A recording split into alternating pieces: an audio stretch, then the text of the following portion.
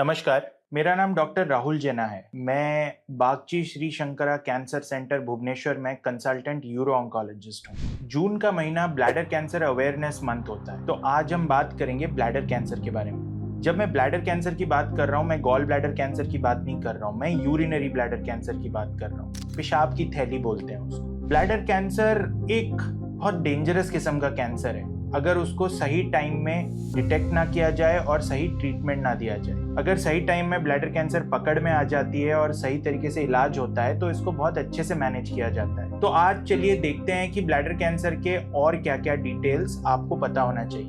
Bladder cancer क्यों होता है? आज के टाइम में ब्लैडर कैंसर का सबसे कॉमन कॉज है टबैको स्मोकिंग। आप जितना ज्यादा सिगरेट या बीड़ी का इस्तेमाल करेंगे उतना ज्यादा आपका ब्लैडर कैंसर का रिस्क बढ़ता है। जो लोग स्मोकिंग नहीं करते हैं और स्मोकर्स के आसपास रहते हैं, सेकेंड हैंड स्मोकिंग से भी ब्लैडर कैंसर का रिस्क बढ़ जाता है। जब कोई स्मोकिंग छोड़ देता है तो उसका स्मोकिंग का रिस्क कम हो जाता है। जितना लंबे समय तक वो स्मोकिंग छोड़ता है उतना ज्यादा उसका रिस्क कम होते जाता है। लेकिन एक नॉन स्मोकर के मुकाबले कभी जीरो नहीं होता है। ब्लैडर कैंसर का रिस्क कम करने का सबसे रिलायबल तरीका है कि कभी स्मोकिंग स्टार्ट ही ना करें, और अगर कर दिया है तो स्मोकिंग बंद कर दें, ताकि कभी ना कभी आपका रिस्क एक नॉर्मल इंडिविजुअल के आसपास आ जाए। इसके अलावा और क्या रिस्क फैक्टर्स हैं?